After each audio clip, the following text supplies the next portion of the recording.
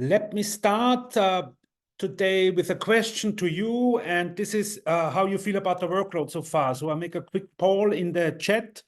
So be sure you find the chat of the Zoom channel and react with the emoji corresponding to the answer you want to give. So I ask workload of the course so far is, and then too high is this emoji, too low is that emoji, and okay would be this. So please respond by just entering the emoji that corresponds to your experience so far.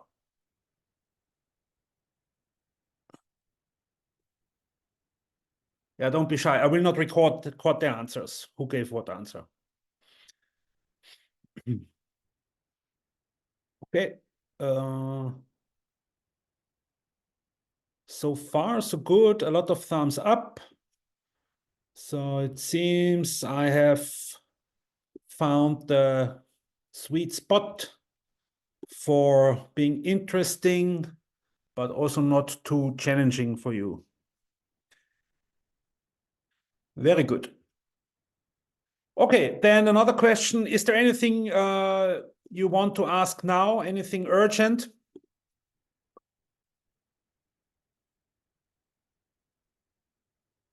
Yeah, please, just to remind you, do not hesitate to reach out for help on Slack or by email to me.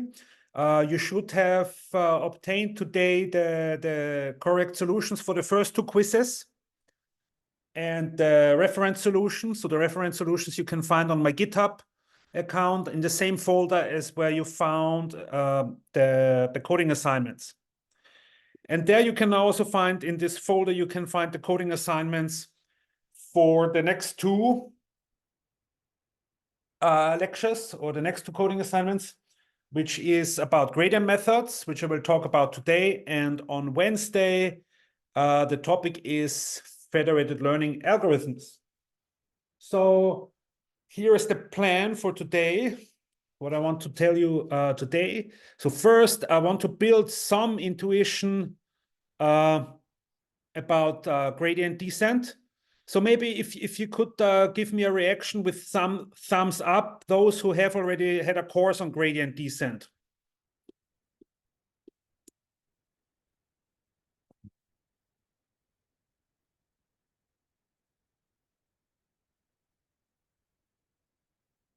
Okay, some already. Not too many. Okay, more and more. So maybe for some of you, this is a nice recap, but maybe I can also offer you some new perspectives on gradient descent, which is, say, maybe the most important optimization strategy in machine learning and deep learning. So I will spend some time on building the intuition. Then I will talk about maybe the most important design choice for gradient methods, which is the step size or learning rate. Then we will talk about stopping criteria. At some point, you need to stop the gradient steps because we only have finite time, finite computational resources. We will talk about the effect of perturbations. So what happens if the gradient steps, they are not perfect, but somewhat perturbed? Because in practice, we implement gradient descent on computers with finite bits.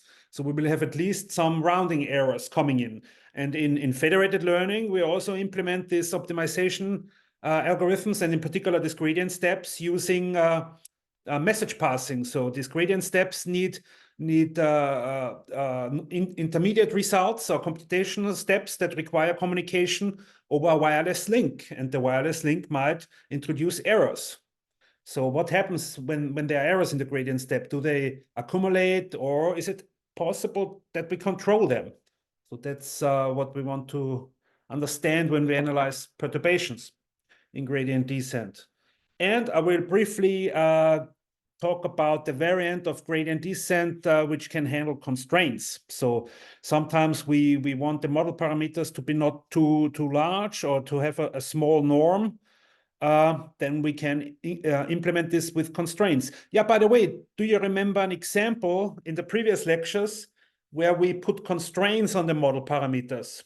When could it be useful to let the model parameters that we want to optimize not be arbitrarily large in norm, for example?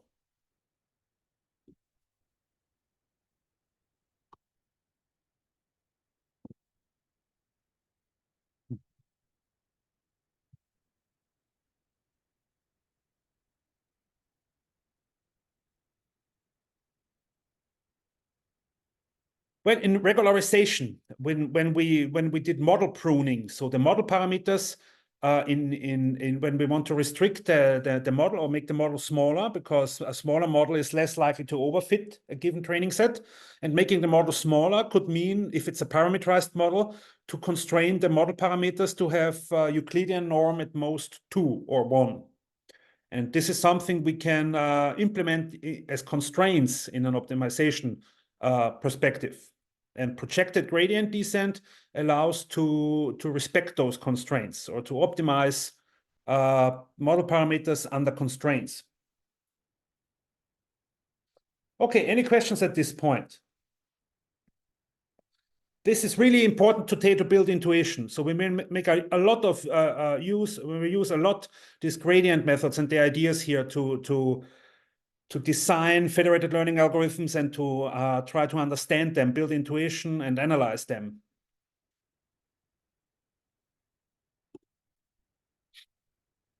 Okay, so I would then continue with my whiteboard.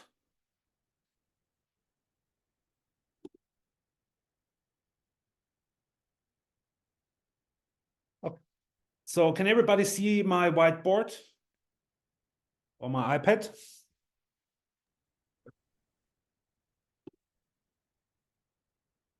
Yes, thank you. So we start with looking at some function f of w, and this w might be a parameter vector of a linear model or a deep neural network. And this function here could be the training error of a linear model incurred over a training set.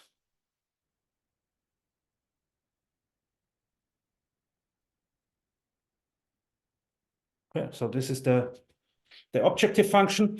And yeah, in particular, this function can be written in a nice form. It turns out to be a quadratic function.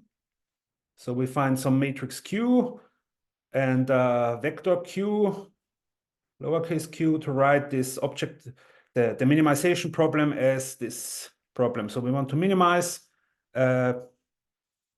quadratic function, and moreover, it's convex because this matrix here is positive semi-definite. Okay, and I mean, what we could do is just evaluate the grade or try to find an expression for the gradient and equate it to 0. And then we would get a matrix equation, the optimality condition, which would look like this basically. And we could solve it using matrix inversion if the inverse exists and if the matrix is not large enough. It's not too large. But today we talk about another method, and this is super scalable. So we can implement these gradient steps for very large matrices. And the idea is quite intuitive. So you start from a current guess of the parameter vectors. Here at some point you have the optimum weight vector, and you approximate locally the function f of w by a linear approximation. So this here is a linear approximation, and this linear approximation is f of w0. So we center this approximation around the current guess for the parameter vectors, the current iteration. And then we add a linear term, which is the difference in the parameters transposed times gradient of f at this location. So this is a local linear approximation. And Well, if we approximate the function by this linear term and we want to find the minimum of the function, then it seems reasonable to minimize this linear approximation. And what would that give? Which weight vector, which choice for W, so if we want to tune this W, would make this linear approximation minimal?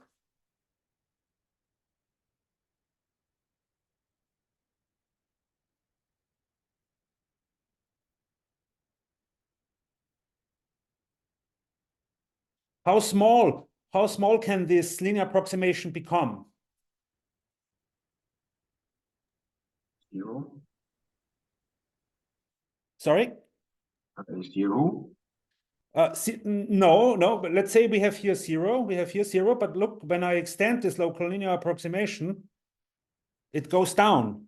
It goes down without limit. So the minimum of this here is minus infinity. So that's why we cannot minimize this linear approximation, because minimizing this linear approximation would mean where you currently are and then go into the opposite direction of the gradient, because then you make this negative and negative and as negative as you want. So, and to make it smaller and smaller. So if you go into the opposite of the gradient, you can make this linear approximation here smaller and smaller without bound. That's why we cannot optimize this or minimize this linear approximation globally, but that's why I also call it a local linear approximation, because it's valid only in a neighborhood, a small neighborhood. And the size of this neighborhood is defined by the learning rate of gradient descent, or the step size. So the step size defines this neighborhood, or the size of the neighborhood around W0, within which we use this linear approximation and try to minimize this linear approximation of the objective function f. Okay, and yeah, so now we do this, and this is one gradient step. So this here is one gradient step.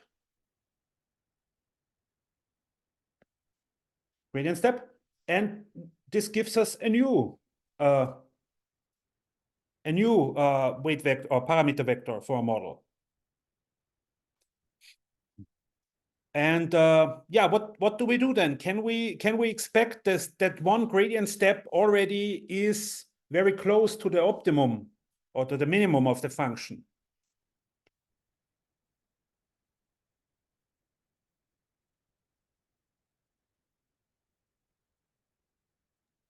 If the learning rate is big, one step might be enough, but not necessarily. Yeah, not necessarily. So it might be a lucky shot, so to say, a lucky shot for some specific function f of w, and the right choice, the perfectly adjusted learning rate, we get with one step almost directly to the optimum. But this is the rare and very unlikely case. So in practice, we need to repeat this. So repeat the gradient step. And so in general, we start from the kth iteration. So this k is the iteration counter. We need some iteration counter. And we update this kth parameter vector to get the new one by implementing one gradient step. So we take this current weight vector as input, we apply our gradient step and get a new weight vector. So, and mathematically, I like to write this as the application of an operator. So this expression here defines an operator that reads in the current parameter vector and outputs the updated parameter vector.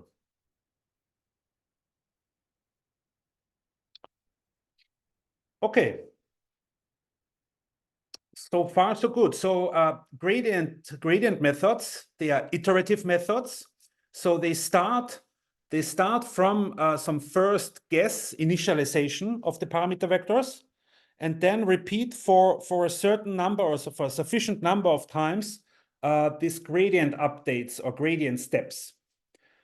And two questions now are, so after each gradient update, we get a new weight vector. And we hope that at some point or after k iterations, we are sufficiently close to an optimum of the objective function that we want to minimize. So two questions now are question one, how to choose the learning rate, eta. And question two, how many iterations?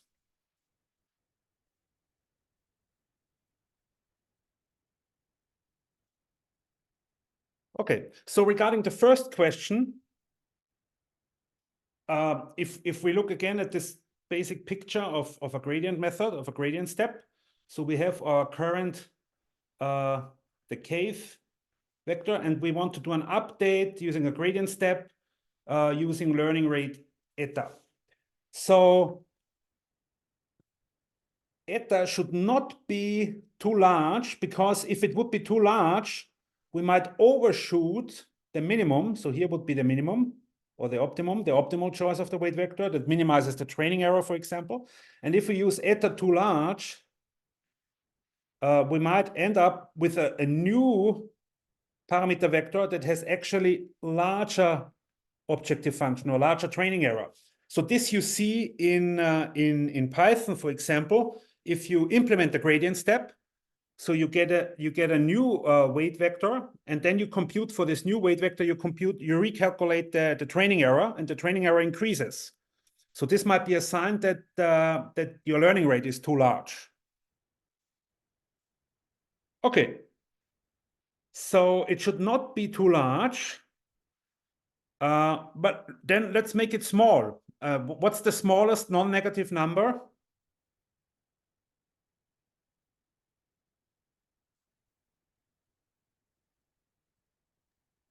0 plus. 0. Yes.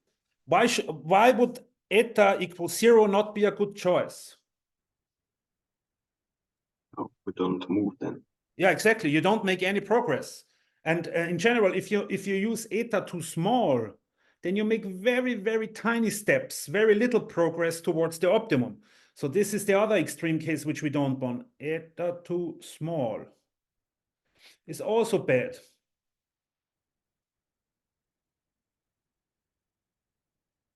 Oh, 3 eyes. Also bad. Eta too large, bad. Eta too small, bad. And actually, a lot of research and engineering techniques and skills revolve around the art or the problem of finding a good value for eta, for this learning rate. And finding a good value for eta could be made easier if we know something about the function f of w that we want to minimize. In particular, within this course, in these lectures, we exclusively focus on this family of functions. So we consider only functions here in this lecture that are of the form of a convex quadratic function. And it turns out that the shape of the objective function, the curvature, for example, this is all reflected in the eigenvalues of this matrix. So this is a positive semi-definite matrix, so it has ordered eigenvalues, 0, smaller or equal than lambda 1, smaller or equal than smaller or equal than lambda, let's say d. And these eigenvalues here, they reflect the geometry. They allow us also to find good values or useful values for the learning rate. Okay. In particular, if these eigenvalues are very large, this means that the curvature of the function is very high, so it changes rapidly. And in turn, if the function changes very rapidly, this means we should make eta not too smaller. So we expect that this is somewhat related to 1 over lambda, 1 over the eigenvalues, the learning rate, or a useful range for the learning rates. Okay, but yeah, how useful is this in practice? So some of you have indicated that you have learned about gradient descent and that you maybe have also implemented it. Is there anybody willing to share some experiences? How did you choose the learning rate in practice when you used gradient descent yourself?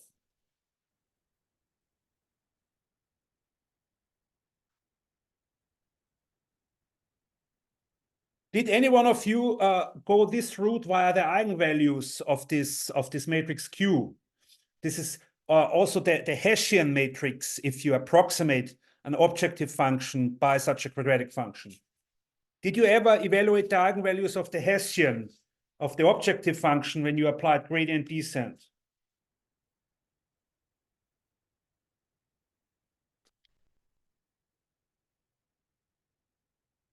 No, me neither. So I also didn't do it. What one typically does, as often in machine learning, are trial and error. So you start with a first choice or guess, and then you look if the iterations overshoot. So if the training error increases, yes or no. If they do, then you make it smaller. Okay, yeah, there was one comment. We computed lambda min plus lambda max in large scale data. So, okay, some of you used actually these eigenvalues here to somehow determine the learning rate. But how much do we have knowledge on how much can we control these eigenvalues? This matrix Q, for example, in linear regression, this matrix Q is 1 over M feature matrix transpose times feature matrix. So there's little control because this is raw data. Raw data. The features of raw data could be all zero, or could be all very large. Of course, we could control it by normalizing the feature vectors, and that might be one use or one reason to do feature normalization, to make the values of this matrix and in turn of this eigenvalues controlled or not too large. Yes, but you have, so another example where we want to minimize such a quadratic function is ridge regression, where this Q is given by this quadratic form of the feature matrix and an additional term alpha times identity. And here we have some control over the eigenvalues via this alpha. This alpha is this tuning parameter of ridge regression, and making alpha larger or smaller has an impact on the eigenvalues. To some extent, we have also here an influence on the eigenvalues. But is there a way to make gradient descent guaranteed to have a guaranteed convergence of gradient descent without knowing anything about these eigenvalues?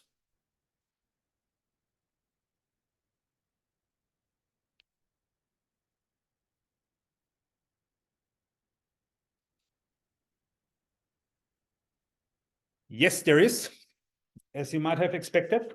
And the basic idea is to not use a fixed learning rate, but a decreasing one. So instead of having the same eta, we make eta depending on the iteration. So we have the kth gradient step is then wk plus 1 equals, space here. The next the next update is the previous one minus then the learning rate. And this now depends on the iteration index or iteration counter times the gradient. And the idea is that if we make this eta smaller and smaller, we will, at some point, we will have a sufficiently small learning rate such that no matter how large these eigenvalues are, we will not overshoot anymore. So we want this learning rate to eventually converge to 0.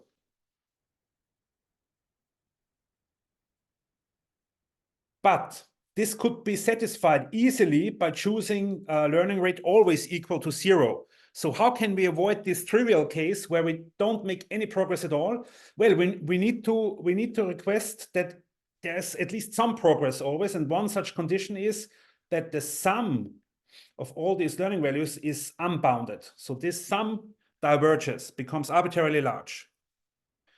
However, we also need to ensure that this becoming too large or becoming large enough happens not too fast. So there are two counteracting or two contradicting requirements here. So one is that we want to make have the learning rate become smaller and smaller, such that at some point it doesn't overshoot anymore. On the other hand, we want to not become it too small too quickly, such that we at some point make sufficient progress towards the minimum. So we need to somewhat mediate between these two requirements, and this mediation is via a third condition, which says that it must go to zero sufficiently fast. And this is via requiring that the sum or the series of the squares of the learning rates, this is converging. So this does not diverge anymore. Okay. By the way, does any one of you know about one specific choice for the learning rate as a function of k that satisfies all these three conditions? Yeah. Yes, very good. So one example is learning rate at kth iteration is 1 over k. Okay, and yeah, so when you use a varying or adaptive learning rate that changes over iteration, and such learning rate is also sometimes called a learning schedule or learning rate schedule in deep learning terminology. Once you use this, you don't need to care at all about the properties of the objective function, such as the eigenvalues of the Hessian matrix, because at some point you will kick in or you will get convergence to the optimum, which is pretty nice.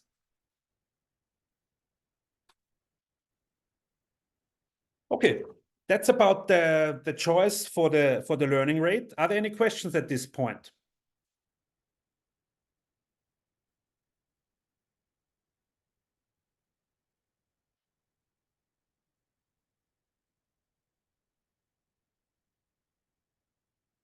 Okay, if not, then let's discuss the second question. When to stop? So we run our gradient steps, and each gradient step costs some computation, because for this quadratic function, a gradient step means we compute wk minus eta k 2 times matrix Q, wk plus Q. So, I mean, this is not too expensive, but still, if the matrix here is very large, we need to multiply a large matrix by a vector. And this might require a lot of computations or in turn a lot of hours on a Google or some cloud computing service. So it costs money. So we want to reduce or make minimum use of this money or use minimum amount of money, which means we should not do any unnecessary gradient steps. So we should not do more gradient steps than really necessary. So how can we find out that we are done? We should not continue anymore. What could be useful stopping criteria?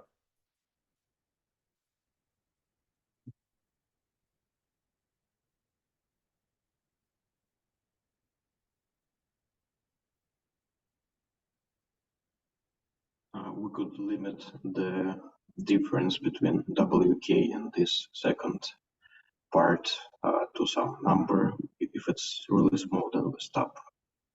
Very good point. Yes. So we could monitor the progress. For example, the progress, how much did the gradient step change the weight vectors? So here WK and here WK plus 1. So what's the difference? Well, the difference is exactly this gradient step here. And if this is small, small enough, then we stop. Or we could also look at the objective value. So we could say, how much does one gradient step decrease the objective value? And if this decrease is below a very small number, a threshold, then we stop, because it seems there's no progress anymore. We are sufficiently close to the minimum. It's already quite flat. Okay, so this is one simple approach to determine when to stop.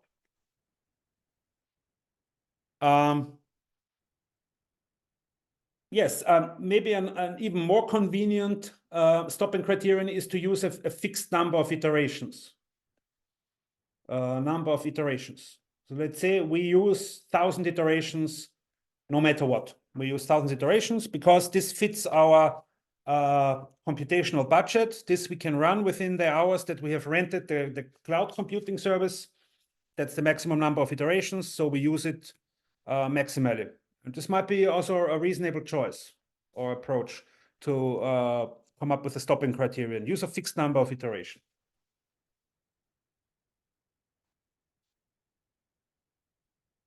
Okay, any questions at this point?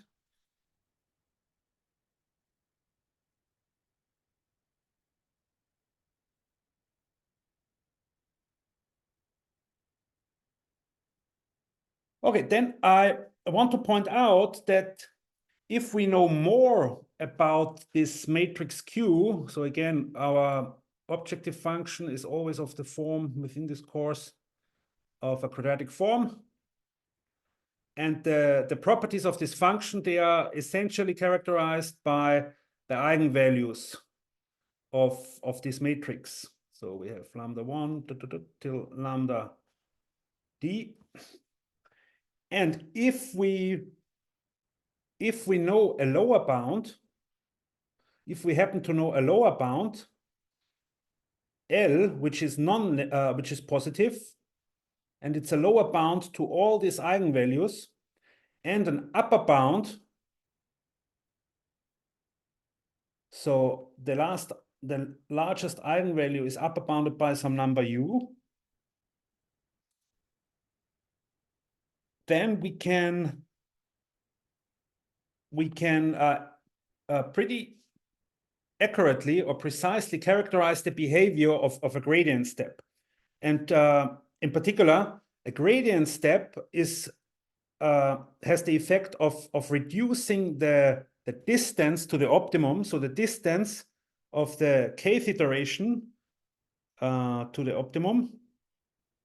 So this w hat is the optimum. I use w hat to denote the minimum or optimum of the function.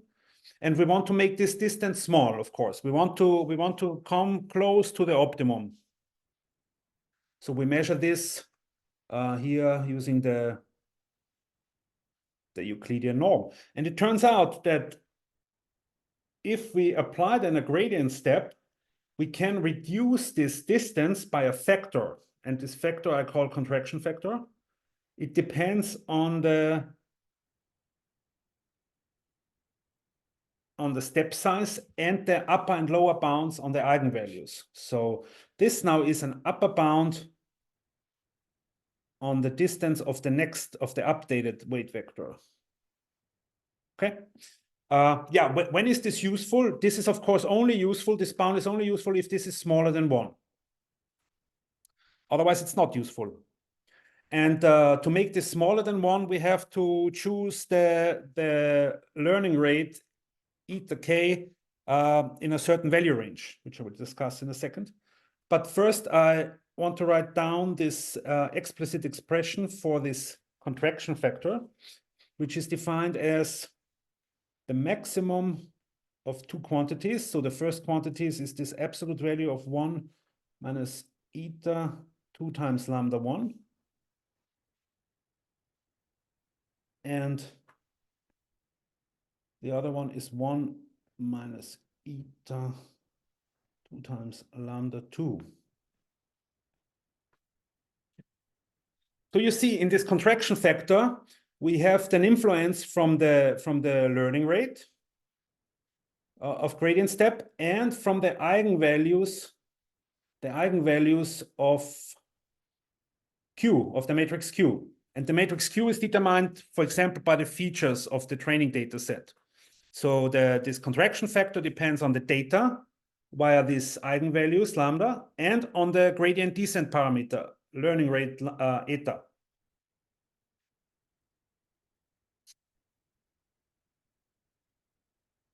Okay. Yeah, and now one sufficient condition that this contraction factor is smaller than 1, which is what we want, because we want the distance, we want to reduce this distance. We want to have the next iterate to be closer, to be guaranteed closer to the optimum than the previous one. And for this, we need to ensure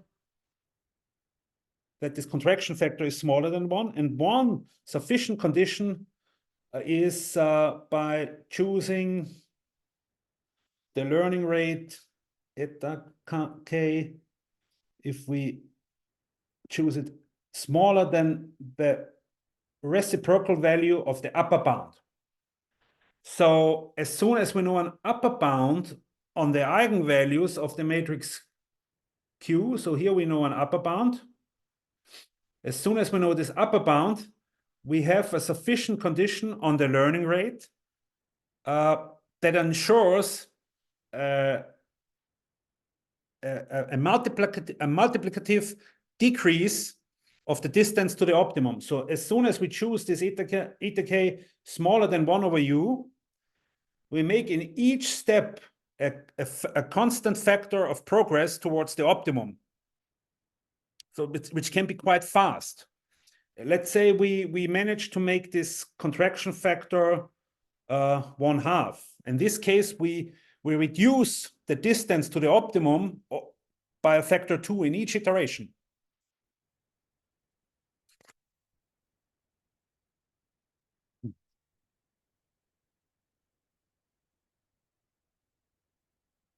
And I mean, it's then not too difficult to come up with a required number of iterations of gradient steps to ensure that the k plus first number of iterations k such that the next, after k iterations, the next update or the final resulting weight vector is within a given tolerance level of the optimum. So we require that this, call it suboptimality, is upper bounded by a given tolerance, 10% or less, 1%. And we can ensure this. So this is satisfied whenever the number of iterations is larger or equal than as the logarithm of the suboptimality of the first iteration. So how well is the start? How good is the first initial choice of the parameter vectors divided by this tolerance level? So the smaller the tolerance, the more demands we have. So the smaller this deviation should be, the larger this number is, and the larger the iterations need to be.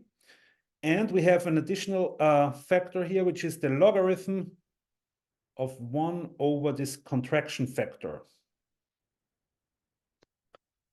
So this means if the contraction factor is very small, very close to 0, this is large, the logarithm is large, and we divide by a large number, which means that the requirement for k is smaller. We need less iterations. So this seems to be correct. Okay. So we have obtained a closed form expression for the number of iterations that we need to ensure, to guarantee a certain suboptimality, a certain distance to the optimum of the objective function. Which is nice because this allows us to avoid wasting iterations. So we need this lower bound, number of these lower bound iterations and not more. And this might be useful for the who is it, the finance department of your company, which rents cloud computing time. And you can tell them, well, we need 2 hours of cloud computing time, which corresponds to this lower bound, because you have a very precise idea of how much computation you need. Okay, but I want to point out that for this to be useful, we need upper and lower bounds for the eigenvalues of the matrix Q. And this might be not easy to get on. This might require some work to get this lower and upper bounds for the eigenvalues.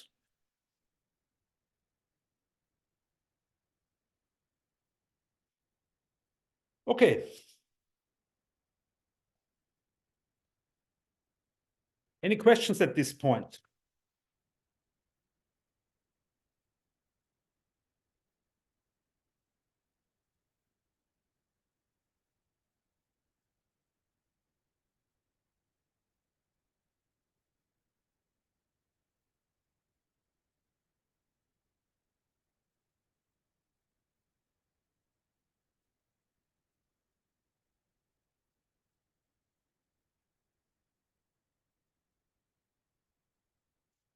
Yes, but now we basically covered the main idea and the main techniques for analyzing gradient descent. And let me now show you a few extensions. So one extension is perturbed gradient,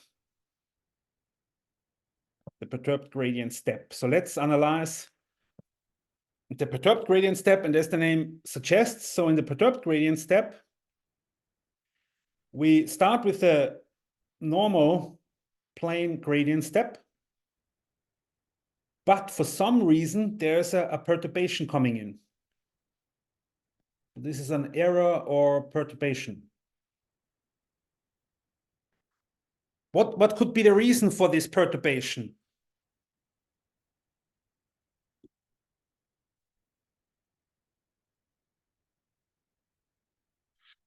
I'm not sure I understand what this comment means, to avoid suboptimality. Where could be local optimal? So in this course, we assume that we have a global optimum. It might be non-unique, but there's a global optimum. There are no local optima, because this function is always of the form of a quadratic convex function. But if we implement these gradient steps in hardware, like in a Raspberry Pi computer, yes, we have some let's say imperfections, like quantization, or there might be communication problems. A wireless link might be unavailable, so you might have no Bluetooth connection, which makes you missing some parts of the computation, and this could be all reflected or modeled by this perturbation. So this is quite versatile analytical tool, because you can cover a lot of scenarios, practical settings and applications, and also theoretically, what is interesting about this perturbed gradient descent, you could also say, or when you want to analyze gradient descent for a complicated function, f tilde, and this is very complicated, the gradients are complicated, then why not approximating it by a simpler function, like a convex quadratic function, and say all these deviations, this approximation error, you integrate, you accommodate in this perturbation. And in some cases, you can come up with a bound on this perturbation, on this error, on this approximation error. So instead of analyzing gradient descent for a complicated non-quadratic function, you analyze it for an approximation. But of course, when you analyze it for this approximation, the gradient you get, or the gradient you evaluate on this approximation, are not exactly the gradients for the complicated function, but maybe within a small error or perturbation. So also conceptually, it can be useful to include such a perturbation term.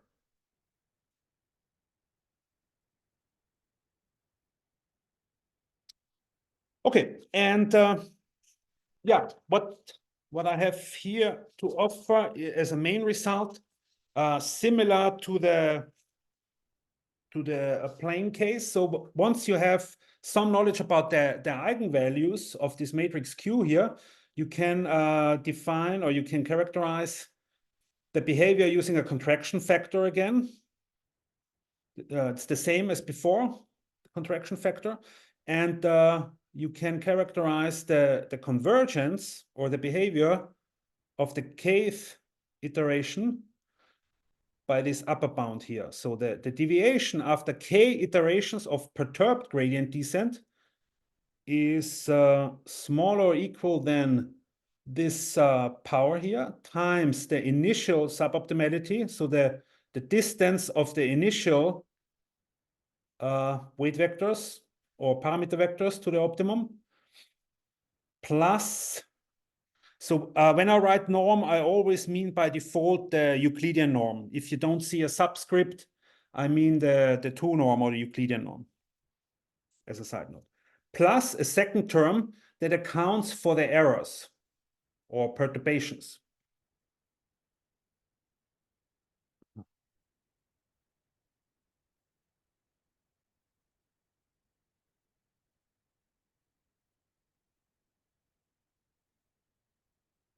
Here we have again the contraction factor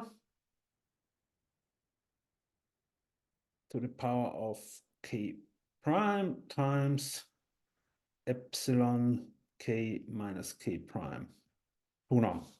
Okay, and yeah, this here goes to 0 if the contraction factor is smaller than 1. So if the contraction factor is smaller than 1, then this goes to 0 for k increasing. So this term here, this first term goes to 0, but this term here will be non-zero. So this is the error floor, so to say, error floor due to the perturbations. But it can be moderate. So depending on the contraction factor, this can be not too large, so to say. So the error is somewhat controlled. It doesn't escalate. It might not escalate too quickly. This error term. So you might still get useful quality, or this result of perturbed gradient descent might still be a useful weight vector or parameter vector.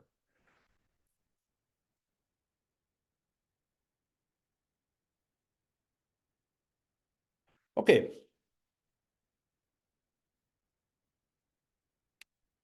Any questions at this point?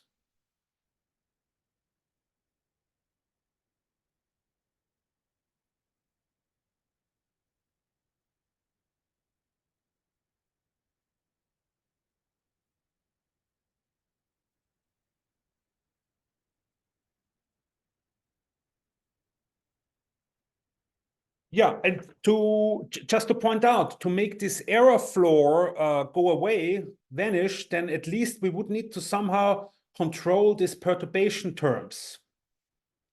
This should go to 0. So this perturbation as a function of the iteration should become smaller and smaller in order to make the error floor sufficiently small, or guarantee it sufficiently small. And sometimes we have some control over this this perturbation term, in particular in stochastic gradient descent. So we can interpret stochastic gradient descent as a variant of perturbed gradient descent, where the perturbation is directly in the objective function. So in stochastic gradient descent, we start again with the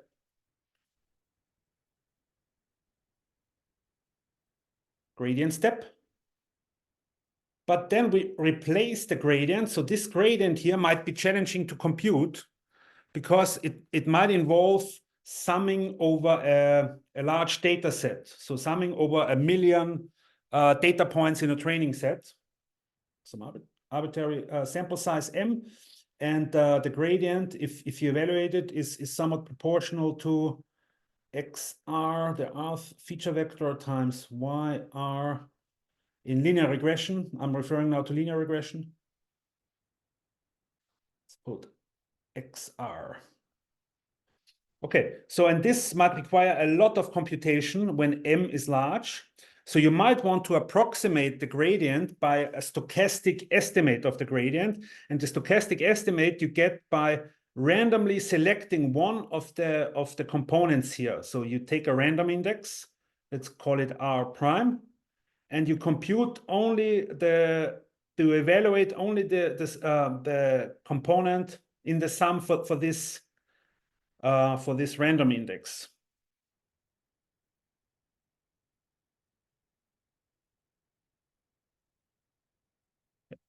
And this then is an approximation of, or you define this then to be an estimator of the gradient. So this is an estimator of the gradient.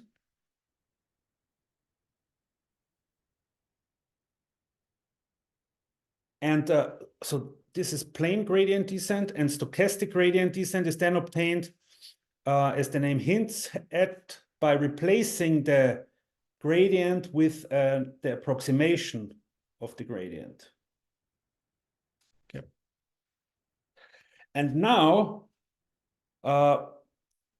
we can rewrite this as a form of perturbed gradient descent by saying this is minus eta times the true gradient at WK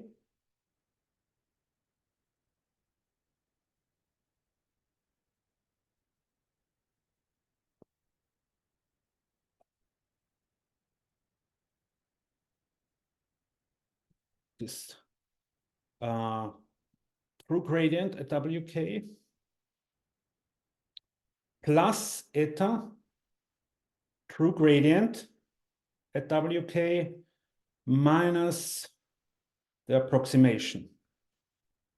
It's just a simple equivalent reformulation of this stochastic gradient descent step. I add and subtract the true gradient. And now in this form, you see that this is actually a perturbation term. So this is the perturbation term from perturbed gradient descent.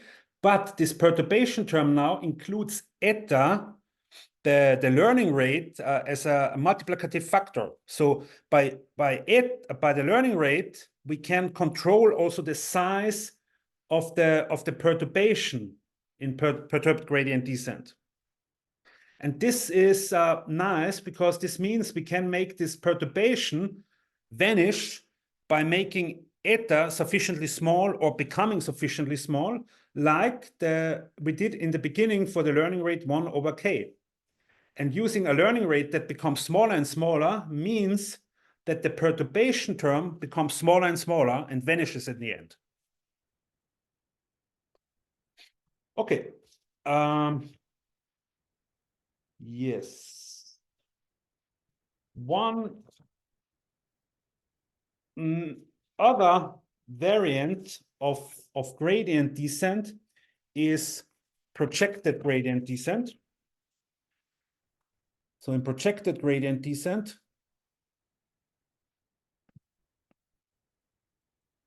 we want to minimize a function, again, a quadratic function, subject to constraints, subject to this parameter vector belongs to a convex set. Convex, so this is a convex constraint set. Yep.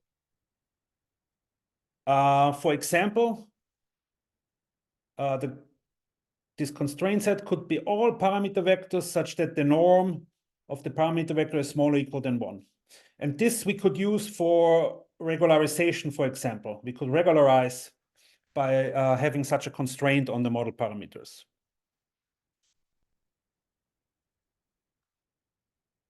Okay, so what should we do now here to find the minimum to solve this optimization problem?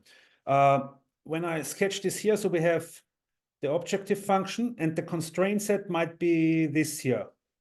So this might be the constraint set. And what can happen, we start with a current choice for the parameter vectors, do a gradient step, and all of a sudden are outside the constraint set.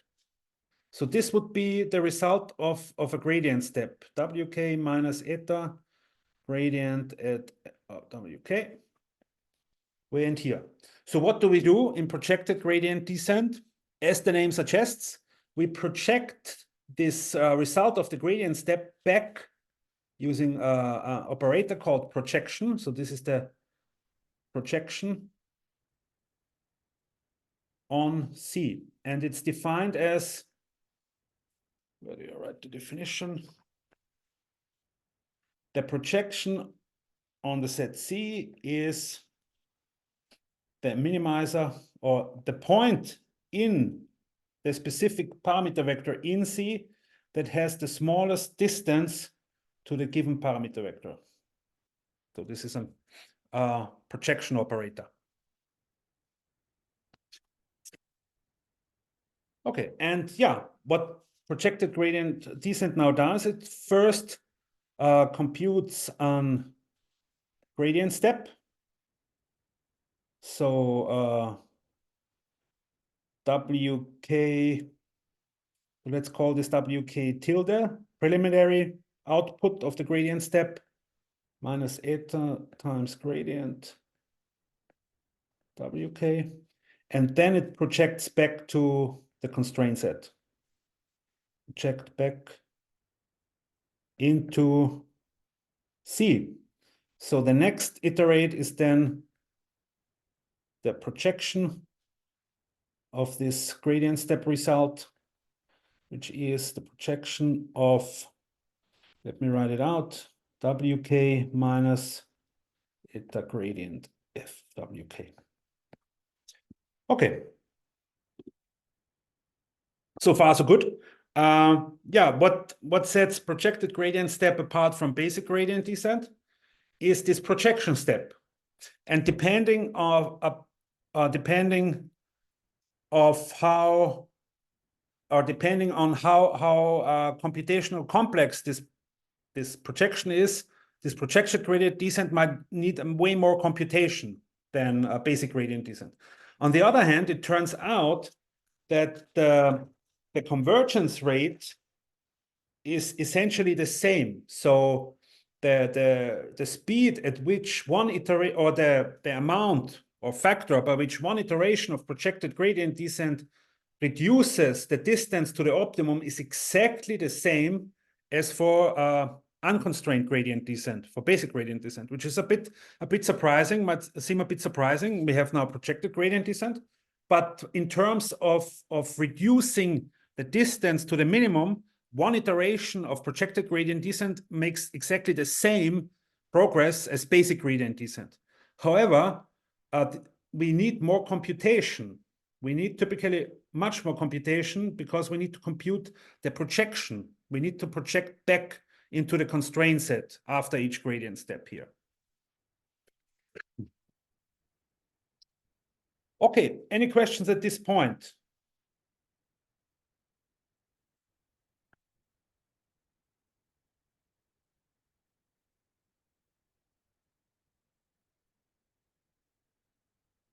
If not, then I want to use the last minutes of this lecture session to sketch a generalization of gradient descent to non-parametric models.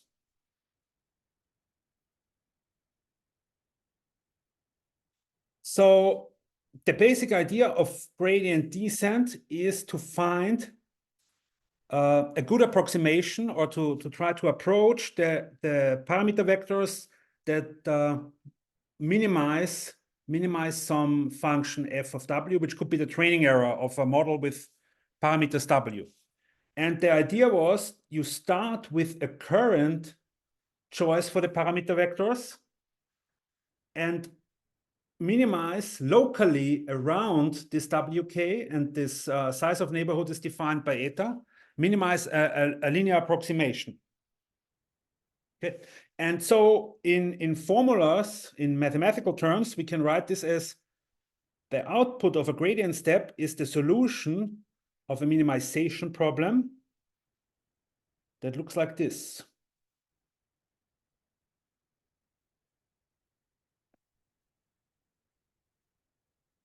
Squared Euclidean norm plus, so this is all the objective function, f of WK plus W minus WK transpose times gradient WK. Okay, Okay. And this here is the local linear approximation. This term here is precisely this local linear approximation, or this linear approximation at WK. Okay. And we, as I said before in the beginning of the lecture, minimizing this linear approximation is trivial because we always go without bound towards the negative of the gradient forever, to infinity. So we must restrict this minimization of the linear approximation to a neighborhood.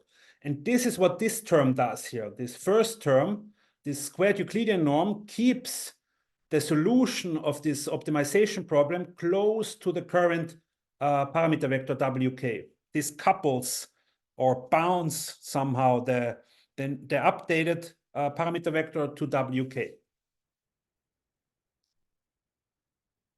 Okay, so this here is a precise equivalent formulation of a gradient step.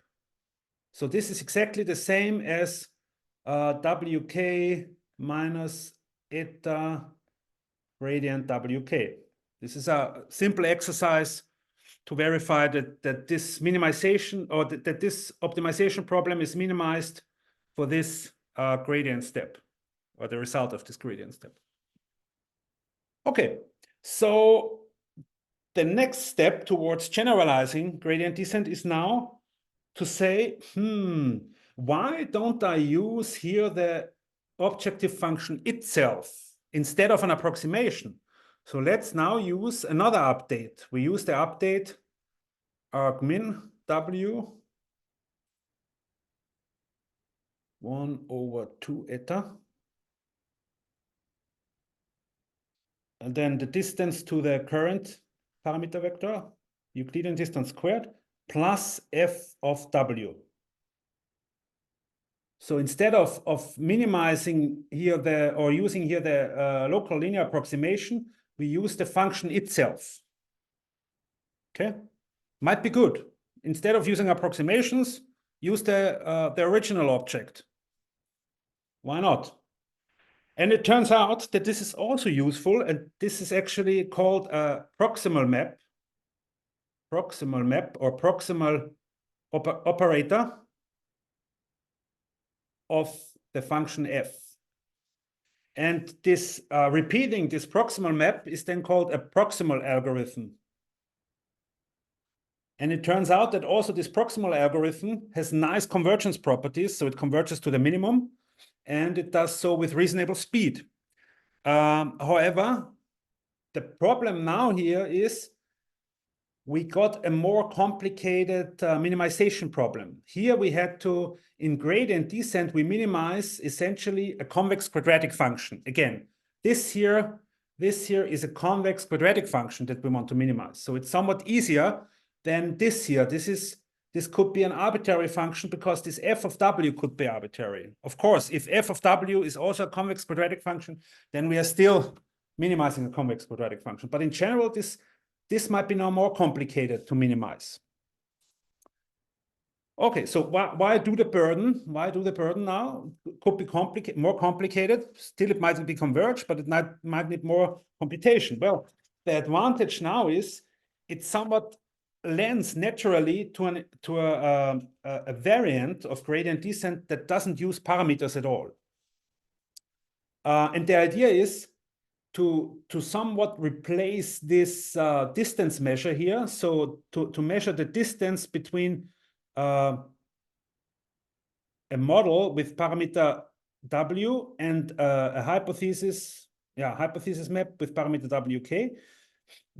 In this form here, we use the squared Euclidean distance between the parameter vectors to measure this discrepancy. And we now need to find a generalization of this term, of this distance measure, that doesn't use parameter vectors. And one idea is to compare, so how can we compare two hypothesis maps without comparing their parameters? Well, what we could do is we could compare them on a training set of feature vectors, or a test set. Let's call this test set. And we compare those two hypothesis maps via their So let's call this H, and this here is then EH superscript K. Compare these two hypothesis maps via their predictions on a test set. So they typically deliver different predictions, and we can compute the squared difference between them and average them over the test set. So over M data points. And we use this discrepancy on the test set as a replacement for this measure of distance between hypothesis maps. Okay, and if we now plug this in, what we end up with is an update that looks like this. So again, it's an iterative method like gradient descent, but it doesn't work in terms of parameter vectors. It works, or it's formulated in terms of hypothesis maps, really hypothesis maps. So the next hypothesis map, or the updated, this is the update, is again a solution of an optimization problem. And this here is an arbitrary model. This is any model. Could be a decision tree, could be a deep neural network, doesn't need to be parameterized. This is now any hypothesis space or model. And what we then minimize is, again, sum of two terms. So the first term is this discrepancy measure on the test set.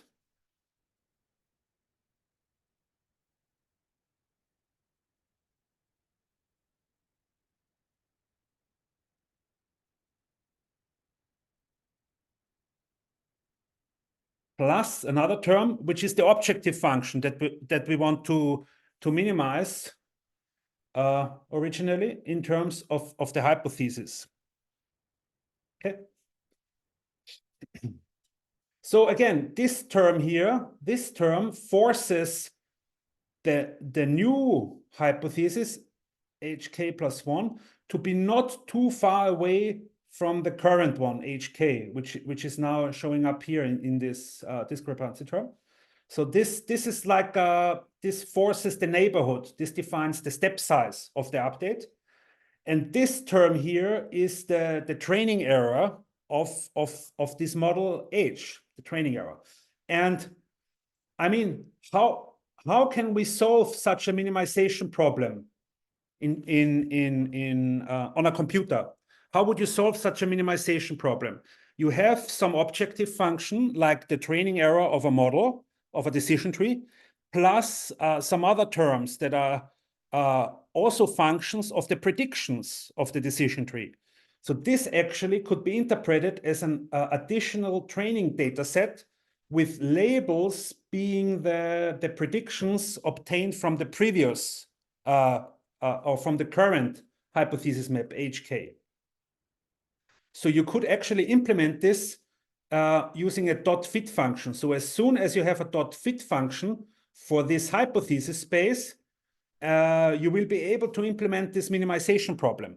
Okay, so we have now a generalization of a gradient step that uses dot fit functions, and you need to repeat, like in gradient descent, where you repeat gradient steps, you need to repeat this implementations of the dot fit function, which minimizes this objective function or training error here. Okay, this was a bit of a bonus. Will not be part of the coding assignment, this extension, but I think it's important when we devote time on building intuition of gradient descent and how to analyze it, to maybe give some hints about how can we extend these ideas to non-parametric models, because gradient descent only works for parameterized models. It operates on the parameters of a model, like the weights of a linear predictor or the weights and bias terms of a deep neural network. And this extension, what I've shown here, this doesn't need any parameters. It just needs a function that can solve, or it just needs a means to solve this optimization, this argmin problem here.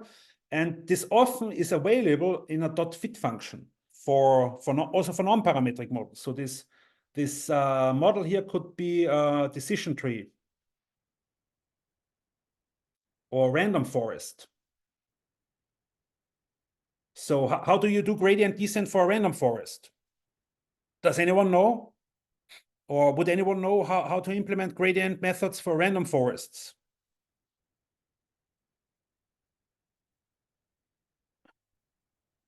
Yeah, stochastic gradient descent, but how do you update the weight or the parameters of a random forest?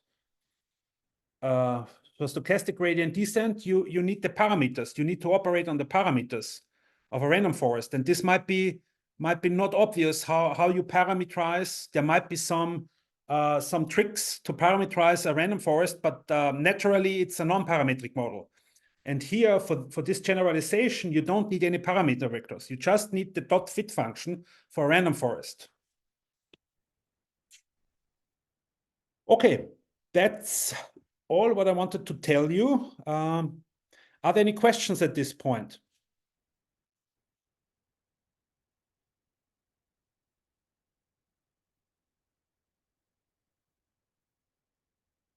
I hope it was not too boring for those who had already courses on gradient descent. Maybe you got one or two things new out of it.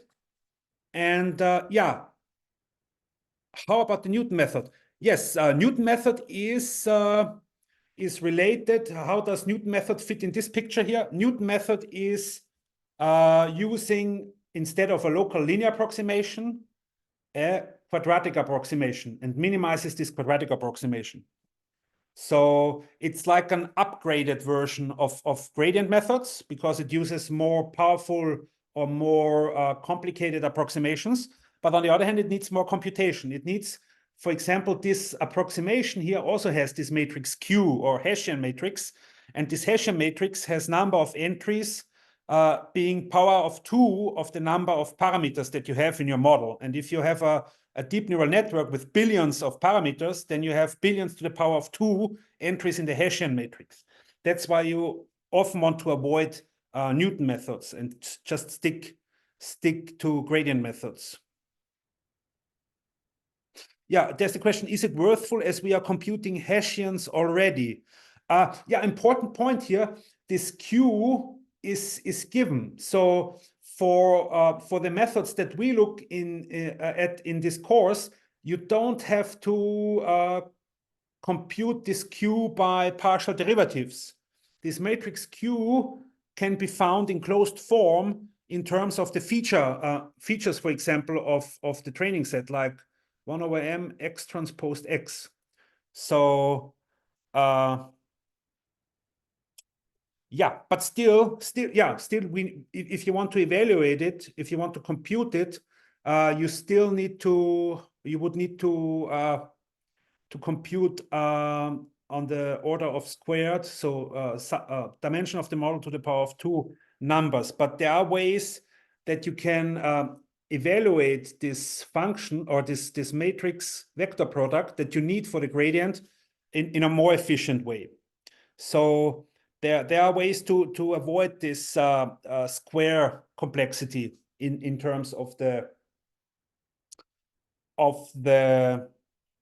model parameters. In particular, now that I remember, yeah, this is one argument for stochastic gradient descent. In stochastic gradient descent, we can view stochastic gradient descent equivalently as a way to approximate this matrix Q, which is now, if I remember now that I look at it, is actually really complex if we want to compute it, because we have D by D entries, and D might be millions.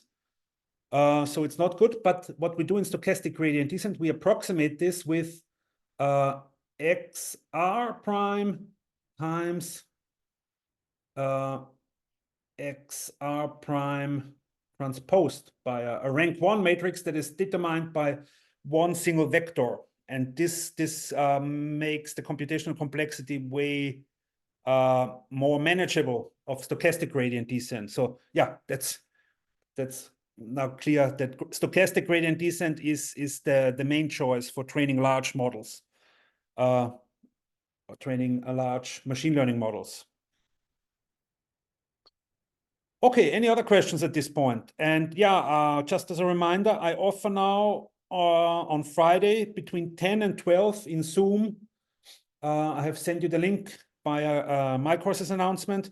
The possibility to join me in Zoom and discuss your quiz answers or the answers to the quiz questions and explain your answers in order to be able to re-obtain points if you have lost points.